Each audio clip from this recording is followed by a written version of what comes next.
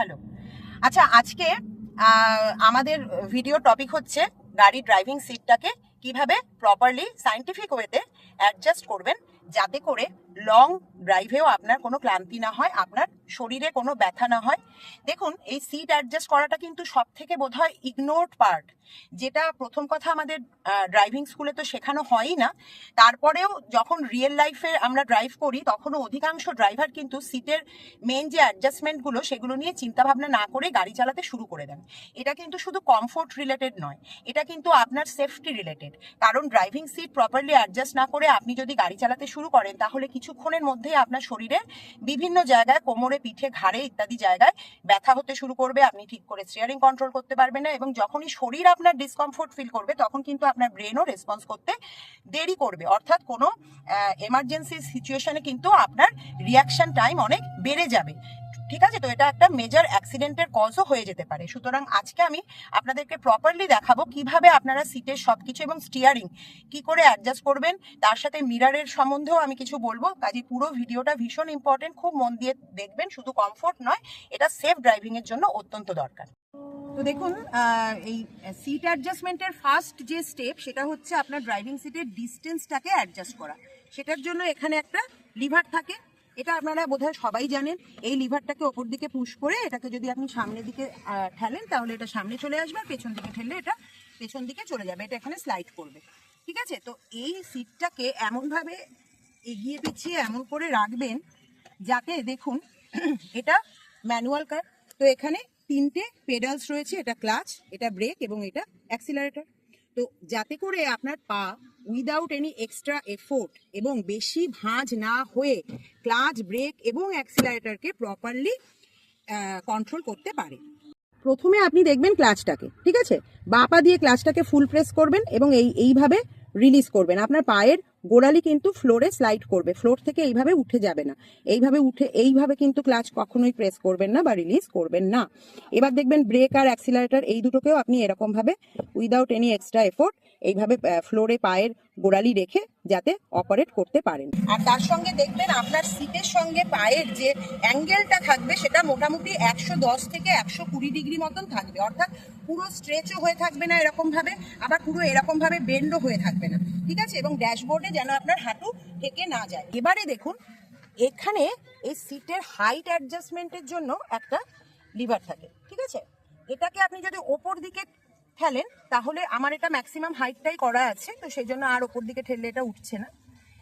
তাহলে এই সিটটা ওপর দিকে উঠবে এবং নিচের দিকে ঠেললে এটা নিচের দিকে নেমে যাবে।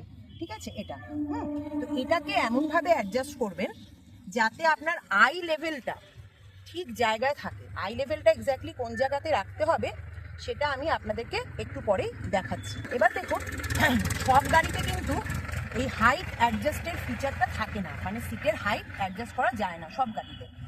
তো সেক্ষেত্রে কি করতে পারেন, যদি আপনার হাইট খুব কম হয়, যদি দেখছেন আপনার আই লেভেল ঠিকঠাক জায়গায় হচ্ছে না, সেক্ষেত্রে আপনি একটা কাজ করতে পারেন, একটা বা দুটো কুশনকে এই ড্রাইভিং সিটের ওপরে রেখে তার উপরে আপনি বসতে পারেন।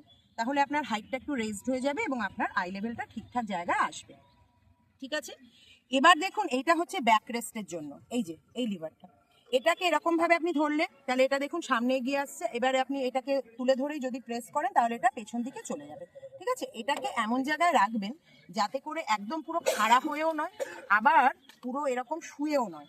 ঠিক আছে, এরকম ভাবে কিন্তু ড্রাইভ করা যায় না। অনেকে ভাবেন হয়তো এইভাবে শুয়ে শুয়ে আমার ড্রাইভ করতে খুব সুবিধা হবে, এরকম নয়।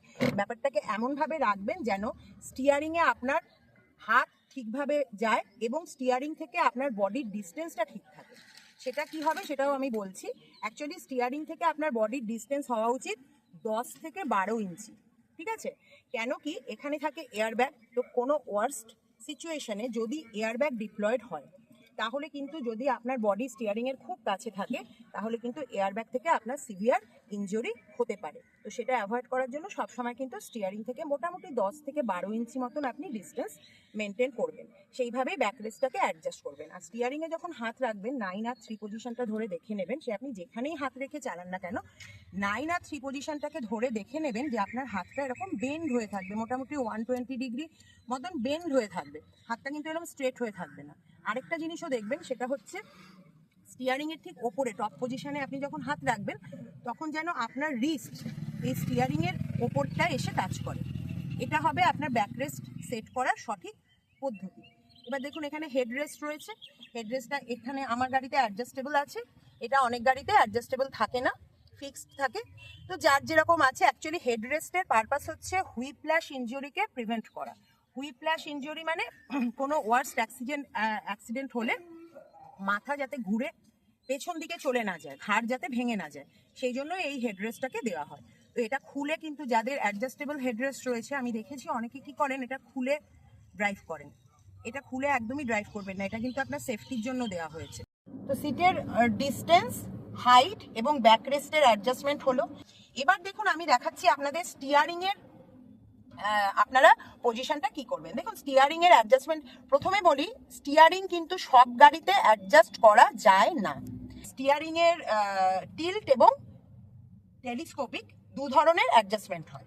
তো টিল্ট মানে হচ্ছে ওপর নিচে করা, আর টেলিস্কোপিক মানে হচ্ছে সামনে আর পেছনে করা। তো সব গাড়িতে কিন্তু স্টিয়ারিং এর এই অ্যাডজাস্টমেন্টগুলো থাকে না। আমার গাড়িতে যেমন টেলিস্কোপিকটা নেই, টিল্টটা রয়েছে।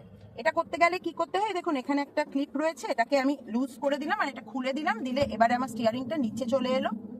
আবার যদি ধরুন আমার এটা কমফোর্টেবল লাগছে না, এটাতে আমার অসুবিধে হচ্ছে, যাদের হাইট কম না তারা এরকম নিচে রাখবেন, আর যাদের হাইট মোটামুটি বেশি তারা এরকম তুলে দিয়ে ক্লিপটাকে আটকে দেবেন, যাতে করে এরকম পজিশনে থাকে স্টিয়ারিংটা।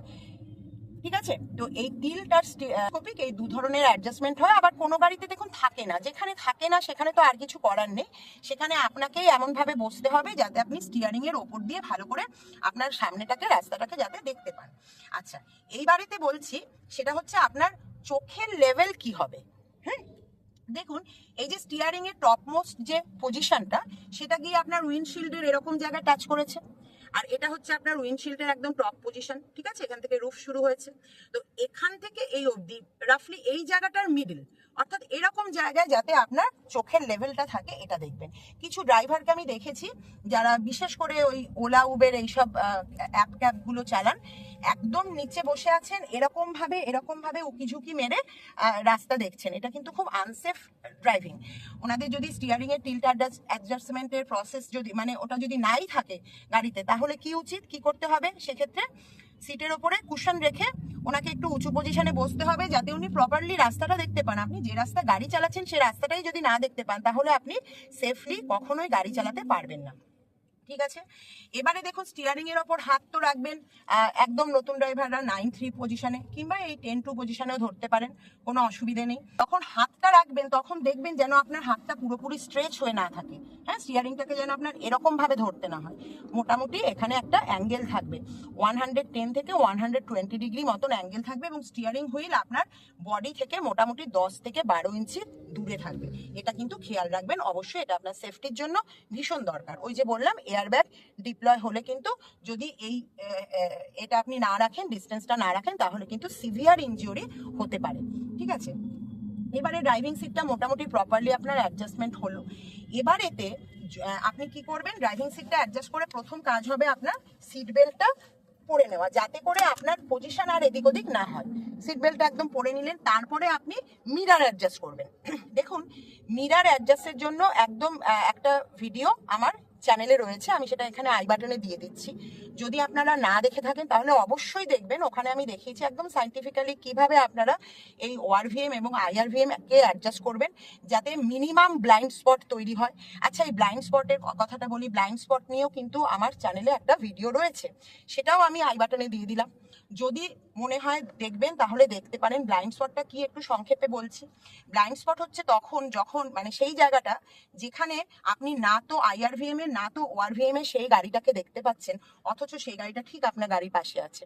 লেফট টার্ন, রাইট টার্ন কিংবা কোনো গলিতে ঢুকছেন বা আপনি লেন চেঞ্জ করছেন হাইওয়েতে, এইসব ক্ষেত্রে কিন্তু এই ব্লাইন্ড স্পটটা খেয়াল না করলে খুব ক্রুশিয়াল হয়ে যেতে পারে। ঠিক আছে, আর সাধারণত আমরা এরকম ভাবে ঘাড় ঘুরিয়ে ব্লাইন্ড স্পটটা চেক করে নিই। যদি ঘাড় ঘোরাতে অসুবিধা হয়, তাহলে যাদের ঘাড় ঘোরাবার অভ্যেস নেই, আমার যেমন অভ্যেস হয়ে গেছে, আমি কোথাও টার্ন নিতে হলে বা লেন চেঞ্জ করতে হলে আমি কিন্তু ঘাড় ঘুরিয়ে আগে দেখি, মিররের ওপরে টোটালি ডিপেন্ড করি না।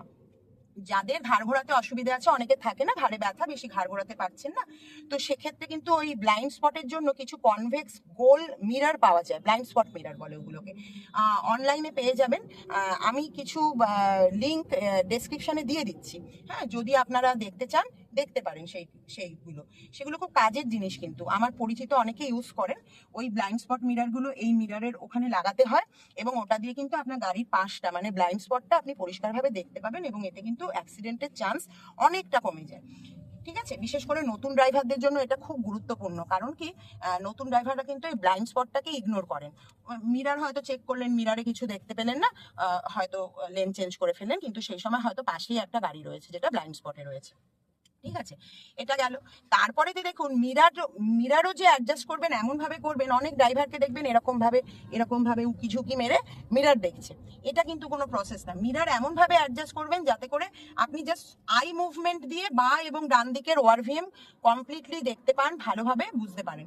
ঠিক আছে, ওই আমার যে ভিডিওটা রয়েছে মিরার অ্যাডজাস্টমেন্টে, সেখানে আমি একদম প্রপারলি সাইন্টিফিক ওয়েতে কিভাবে মিরার অ্যাডজাস্ট করতে হয় সেটা দেখিয়ে দিয়েছি, কাইন্ডলি ওটা দেখে নেবেন এই ভিডিওটা দেখার পর। ও আরেকটা কথা বলি, এই যে ব্যাক রেস্টটাকে যখন আপনি এই যে হেলিয়ে দিয়েছেন, সেটা তো এমন ভাবে হেলাবেন যাতে করে আপনার স্পাইনের ন্যাচারাল কার্ভটাকে সাপোর্ট করছে। এর সাথে না কিছু গাড়িতে, কিছু হাই এন্ড কারে এখানে একটা লাম্বা সাপোর্ট থাকে, যেটা আপনার কোমরের কাছে থাকে, লাম্বা সাপোর্ট বলে ওটাকে। ওটা আপনারা অনলাইনে দেখতে পারেন যদি পরে লাগাতে চান, যদি আপনার গাড়িতে না থাকে এবং আপনি যদি ওটা লাগাতে চান তাহলে অনলাইনে পাওয়া যায়, কিনে নিতে পারেন। আর এখানেও কিন্তু একটা ব্যাকরেস্টের এখানে একটা কুশন থাকে ঘাড়ের সাপোর্টের জন্য, যাদের ঘাড়ে ব্যথা আছে বা প্রবলেম আছে তারা কিন্তু সেই কুশনটা অনলাইনে কিনে আপনারা ইউজ করতে পারেন। যখন আপনি আপনার ড্রাইভিং সিটটাকে প্রপারলি এইভাবে অ্যাডজাস্ট করে গাড়ি চালাবেন, তখন দেখবেন আপনার গাড়ি চালাতে মানে ফিলিংটাই অন্যরকম হচ্ছে। অনেকে দেখবেন গাড়ি চালাতে চালাতে খুব বিরক্ত হয়ে যান, ইরিটেটেড হয়ে যান, হয়তো দেখুন তার মূল কারণ হচ্ছে ওই সিটটাকে ঠিকঠাক ভাবে অ্যাডজাস্ট করেননি। আমি তো দেখেছি বেশিরভাগ ড্রাইভাররাই শুধু ওই সামনে পিছনে করে সিটটাকে আগু পিছু করে নিয়ে মোটামুটি একটা করে, আর কিছুই না অ্যাডজাস্ট করে, মানে আর কোনো কিছুই দেখলেন না, স্টিয়ারিং ফিয়ারিং হাইট ফাইট কিছুই না দেখে ওই খালি একটু আগু পিছু করে গাড়ি নিয়ে বেরিয়ে পড়লেন। তো এরকম ভাবে কিন্তু গাড়ি নিয়ে বেরিয়ে পড়বেন না। ড্রাইভিং সিটটাকে প্রপারলি যদি আপনি অ্যাডজাস্ট না করেন, কিছুক্ষণ পরেই আপনার শরীরে ডিসকমফোর্ট হবে, এবং ওই যে বললাম শরীর যদি ভালো ফিল না করে তাহলে আপনার ব্রেনও কিন্তু কাজ করবে না। আর গাড়ি চালাতে গেলে কিন্তু পুরো মাথাটাকে অ্যাক্টিভ রাখতে হয় সারাক্ষণ, হ্যাঁ, চতুর্দিকে আপনাকে খেয়াল রাখতে হবে। তো সুতরাং ড্রাইভিং সিটটাকে অবশ্যই প্রপারলি অ্যাডজাস্ট করে তারপর ড্রাইভিং শুরু করবেন। আচ্ছা, আমি এখানেই শেষ করছি। যদি ভালো লাগে অবশ্যই লাইক করবেন, চ্যানেলটাকে সাবস্ক্রাইব করবেন। আবার দেখা হচ্ছে আপনাদের সঙ্গে নেক্সট ভিডিওতে, ততক্ষণের জন্য টাটা।